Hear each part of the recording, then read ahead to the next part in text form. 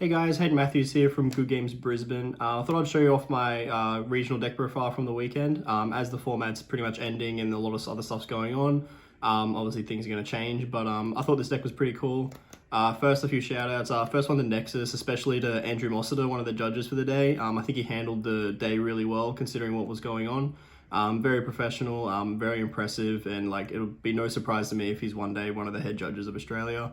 Another shout out to Ashoka, purely for the deck. It wasn't his idea to play the deck, but I basically used a model of one of his 2018 decks as like a guide to try and do this, to try and change up the way the deck worked. It was very good, so obviously shout out to him because the original idea came from him. Also shout out to Brandon for helping out with the side deck at the last minute. And obviously shout out to Good Games Brisbane and TCG Online for supporting us all through this. So here's the deck.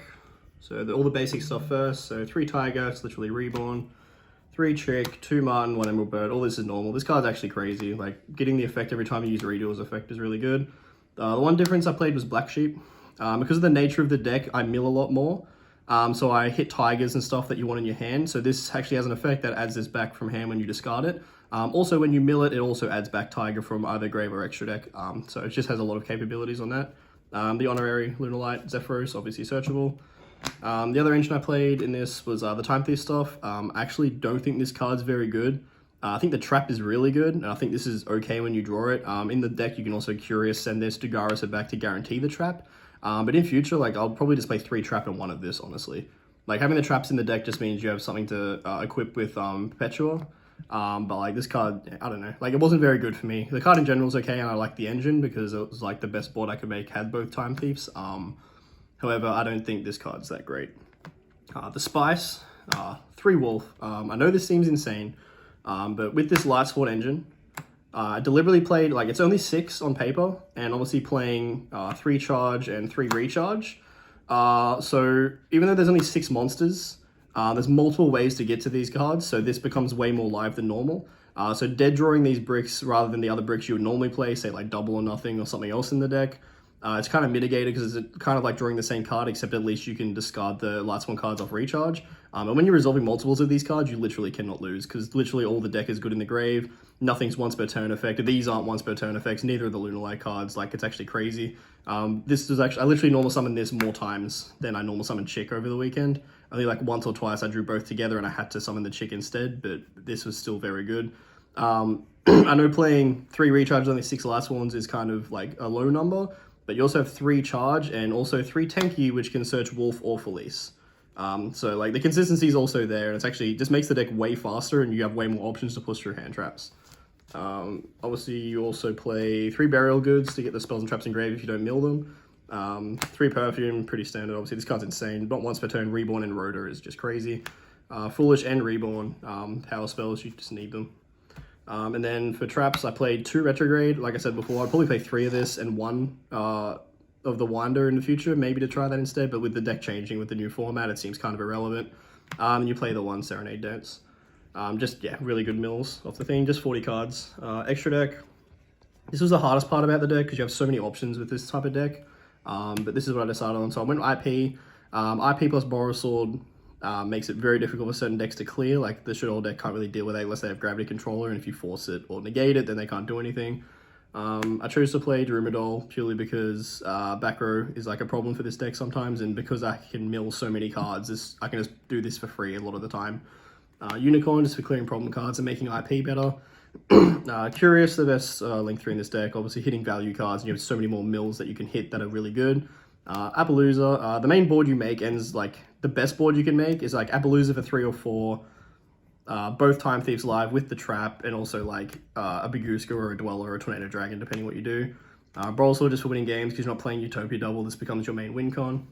That's it for links. And then XYZs, you have literally the Search for Zephyros. This card's very good, and like using the double attack effect comes up a lot actually to clear things, also to OTK.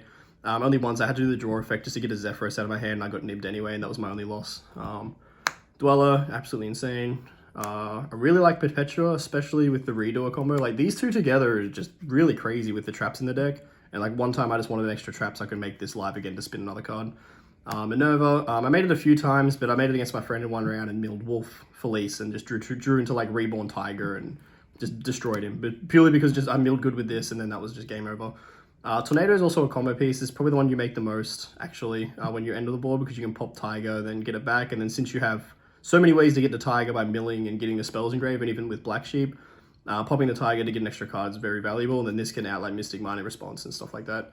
Baguska, I think this is necessary because of Dinos and Shadows, and like when you have Boral Sword and this on the field, it's very hard for those decks to deal with because you can just put this back to defenseman after attacking, and then you can use Perpetua to put another material back on the Baguska and then put it back to defense mode. So like you can have this for multiple turns. The last one I played was Tiger King. It just adds problem things with the skill drain effect and getting tankies sometimes when you want to resolve a solar recharge to get the Lightsworn monsters. Side deck was pretty specific for the meta. This is the main one that my friend Brandon helped me with. This was interesting. Like it actually came up once or twice where it was actually really good. I just didn't draw it in the right situation one time and it was still fine. So the logic behind this was the best board that decks make, like Spiral, that can hurt you are because they are on Sleeper. By dropping this, it means they can't push to the big board because they can't use Rescue multiple times, and they can't drop Sleeper at the end of the turn, so they just have like a couple of links on the field. And since this deck mills so much and pushes through so much, this is just like end their turn, then you just kill them. Also works against like dinosaurs, stopping them from dropping Conductor. Like a lot of boss monsters require the graveyard to be banished. And in the mirror match, it also just like puts them back a turn. I played the one Lila just for back row because you can search it off charge. Again, just another Lightsworn name, very good. This card I was conflicted on. I think it's quite good, but every time I cast it, I could clear their board, but it couldn't kill them, and that was actually a problem. I prefer this card a lot more. Mind Control, this card is insane. Like, I don't know if I'd play this again. I'll probably play like Nibiru or something instead, but it was a good card. It's a good card. It helps you clear the boards, but at the end of the day, if you can't kill them that turn with this deck, it's kind of hard depending what board you can make. 3 Evenly is obviously insane against everything. And I think this trap is really good. The barrier, it's going to be good even going forward as well with the new format, but against Shadol especially, even going second, I put this in because to clear their own Wind to Caliga board and try to kill you, it means that they have to link those monsters off, and then you flip this, and they not only can they not kill you anymore, but they also can't end on the fusion floodgates anyway, so therefore you can play, and which means you can normally win and out-resource them. But yeah, that was the deck. A bit spicy, obviously. Again, shout out to Ashoka. The idea came from his original build from like 2018, and then I just added my own things with obviously the Lunalight engine because I think there's better mills there. Apart from that, I think we'll be waiting for a while to see when the new events happen, if they do. But until then, obviously check out our online store and stay healthy.